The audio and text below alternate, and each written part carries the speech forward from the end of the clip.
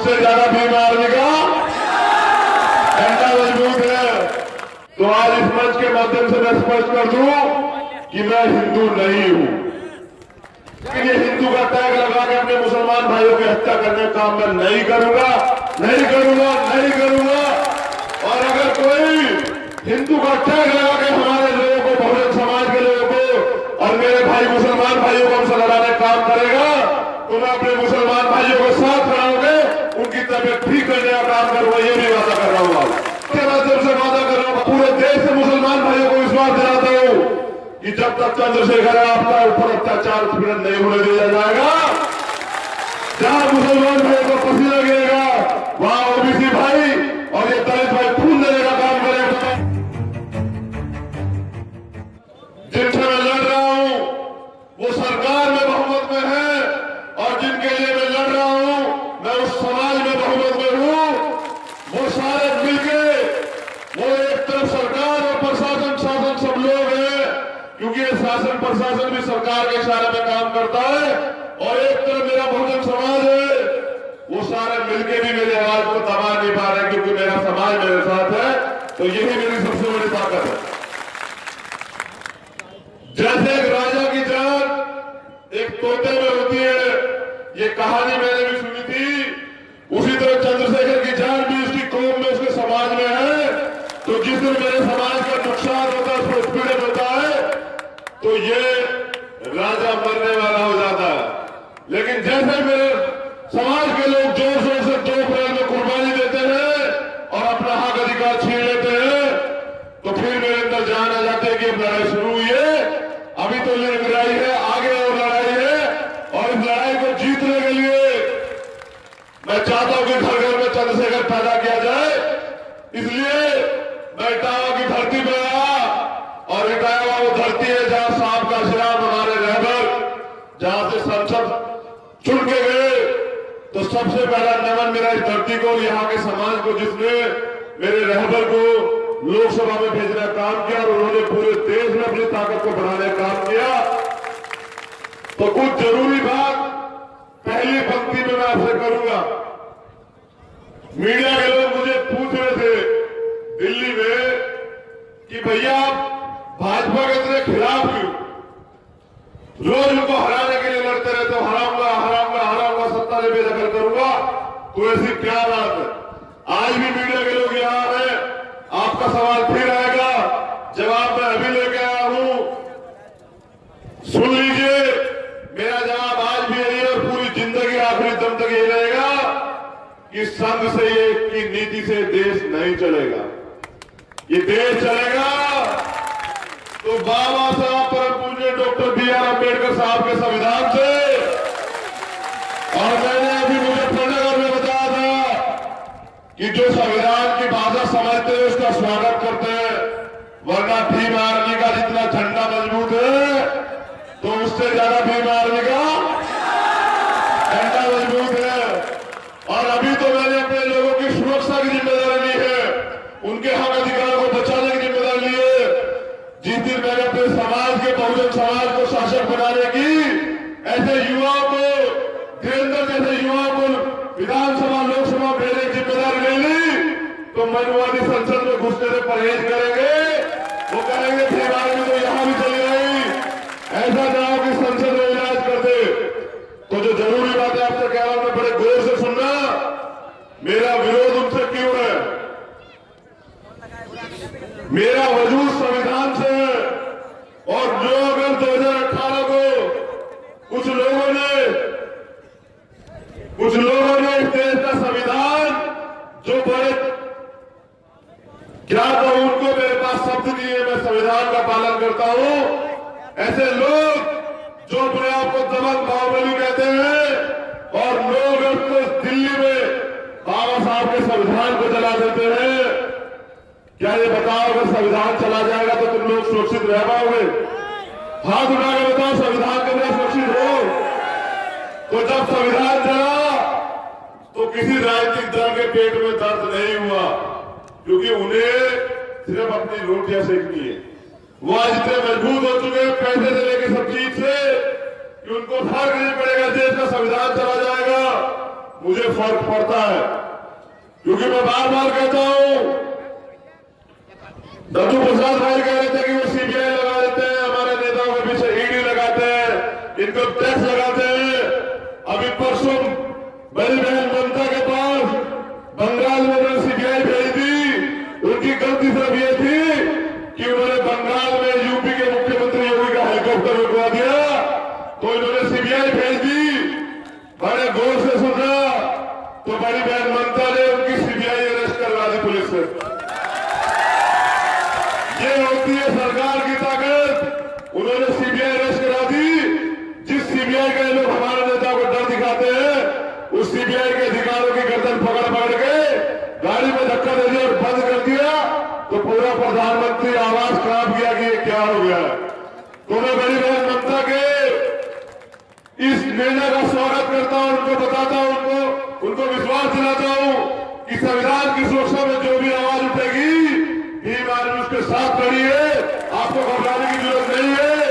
अगर ये सरकार आपको दबाने का काम करेगी तो बहुजन समाज के लोग संविधान के सम्मान में सरकार की तबियत ठीक करने का काम करेंगे। जय भीम। फिर एक घटना हुई 20 मार्च 2018।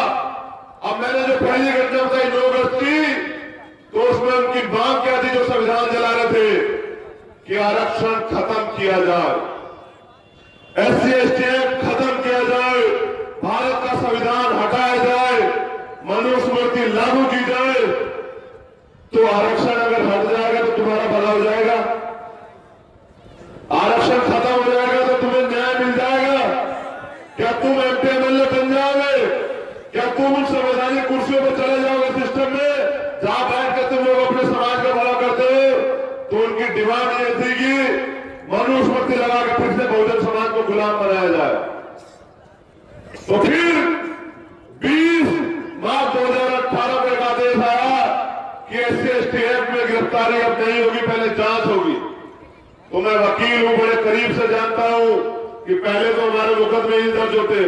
बुजुर्ग लोग यहाँ बैठे हुए हैं, पता नहीं कैसे कितनी यात्राएं सही होगी। जरा हाथ उठा के बताओ, क्या न्याय मिल रहा है आज भी हमें यहाँ? तो जब न्याय नहीं मिल रहा तो SC ST एक्ट को ये लोग कहते हैं कि ये काला कानून है, इस काले कानून को हम बदल के रहेंगे। और फिर ये दूसरी तरफ कहते हैं कि हम हिंदू हैं। तो आज इस मंच के माध्यम से मैं स्पष्ट कर दूं कि मैं हिंदू नहीं हूं, मैं हिंदू नहीं हूं। मैं बहुजन समाज का बेटा बच्चा हूं, बहुजन समाज का सिपाही हूं और बहुजन समाज के लिए आखिरी तब तक लड़ता रहूंगा। लेकिन ये हिंदू का टैग लगा के अपने मुसलमान भाइयों की हत्या करने का काम मैं नहीं करूंगा, नहीं करूंगा, नहीं करूंगा। और अगर कोई हिंदू का टैग लगा के हमारे लोगों को, बहुजन समाज के लोगों को और मेरे भाई मुसलमान भाइयों को हमसे लड़ाने का काम करेगा, तो मैं अपने मुसलमान भाइयों के साथ खड़ा होकर उनकी तबियत ठीक करने का काम करूंगा, ये भी वादा कर रहा हूं। मैंने एक पोस्टर देखा, मुन्ना खान का फोटो देखा, मेरा दिल गदगद हो गया कि जिस दिन बहुजन समाज से ये दलित मुस्लिम पिछड़ा, ये OBC समाज, ये माइनॉरिटी के लोग जुड़ जाएंगे तो उस दिन इस देश में हम लोग शासक बन जाएंगे। साहब काशीराम का सपना पूरा हो जाएगा, बहुजन समाज दिल्ली की गद्दी पे चला जाएगा। तो मेरा दिल खुश हो गया मुन्ना भाई की फोटो देख के। मैं ऐसे मुन्ना खान साहब को भी आज सलाम करता हूं कि आपने मेरा दिल जीत लिया।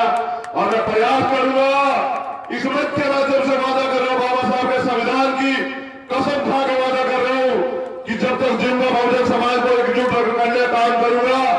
और पूरे देश से मुसलमान भाइयों को विश्वास दिलाता हूं कि जब तक चंद्रशेखर आपका ऊपर अत्याचार उत्पीड़न नहीं होने दिया जाएगा, जहां मुसलमान भाइयों को पसीना गिरेगा वहां OBC भाई और ये दलित भाई खून देने का काम करेंगे, तो साथ देंगे नहीं देंगे। जहां हमारे OBC भाइयों के हक अधिकार छीनेंगे, उनको बेइज्जत किया जाएगा, तो वहां हम लोग खून देने का काम करेंगे। मेरे साथ मुसलमान भाई साथ देंगे, लेकिन हाथ उठा के बता दो। आज अखिलेश भाई भूल गए हैं कि जब वो मुख्यमंत्री पद से हटे तो उनकी कुर्सी को गंगा जल की जगह गाय के पेशाब से शुद्ध किया गया था। आज वो भूल गए हैं। हम नहीं भूले आज भी अपना वजूद कि हम हिंदू नहीं है, हम इनके लिए छूत है तो हम अछूत ही सही, लेकिन आप देखते जाइए कि आने वाले इस 1 साल में बहुजन समाज इतनी बड़ी ताकत बनेगा कि इनसे ये सत्ता और ये गद्दी छीन लेंगे हम लोग। 2 अप्रैल को आप लोग रोड पे आए, आंदोलन किया, 11 बजे तक मैं जेल में था। दत्तू प्रसाद भाई गवाह है कि मैंने 1000 पत्र कम से कम लिखे होंगे अपने खून से कि तुम्हारे अधिकार लूटे हैं, अगर बचाना चाहते तो बचा लो। 2 अप्रैल को रोड पे आ जाओ और इन्हें बता दो कि हम भारत बंद करना भी जानते हैं। तो 11 बजे तक जेल में कुछ मनीवादी लोग मेरे मजाक उड़ा रहे थे, कह रहे ये हमारे जूते उठाने वाले लोग, हमारा गोबर उठाने वाले लोग, हमारी नाली की सफाई करने वाले लोग ये भारत बंद करेंगे। और जब 1 बजे खबर आई कि भारत का कोई कोना ऐसा नहीं जो बंद ना हुआ हो, तो मैंने कहा कि अभी तो मेरे समाज ने लड़ाई ली है, ये हाथी अभी तो करवट ले रहा है, इसी हाथी खड़ा हो जाएगा। तो तुम देखना कि कैसे सत्ता के साथ व्यवस्था में परिवर्तन हो जाएगी। तुम्हें हम बता देंगे कि हम चमड़ा उतारना भी जानते हैं, उसका जूता बनाना भी जानते हैं, और समय आने में उसको सर पे मारना भी जानते हैं। और जो ज्यादा दमागिरी करेगा उसकी खाल में घुस भर के पेड़े पे लटकाना भी जानते हैं। बहुजन समाज शेर है, बस जगाने की देर है। तो मैं सिर्फ इतना बता देना चाहता हूं कि अपनी सोच बदल लो। जो लोग ये सोचते हैं कि आज का युवा गुलामी करेगा, तो वो अपनी मानसिकता बदल लो। तुम्हारी सोच को जूते की नोक पे रखते हम लोग गुलामी बर्दाश्त नहीं करेंगे, नहीं करेंगे, मर जाएंगे, मिट जाएंगे, बाबा साहब के संविधान के लिए समर्पित हो जाएंगे, लेकिन गुलामी बर्दाश्त नहीं करेंगे, अपने अधिकार छीन करेंगे। क्योंकि हम जानते हैं कि मांग में सिर्फ क्या मिलता है, मांगने में क्या मिलता है, तो भीख कौन लोग मांगते हैं, कौन लोग, तुम भिखारी हो। तो मांगने से तुम्हें सिर्फ भीख मिलेगी। ये देश तुम्हारा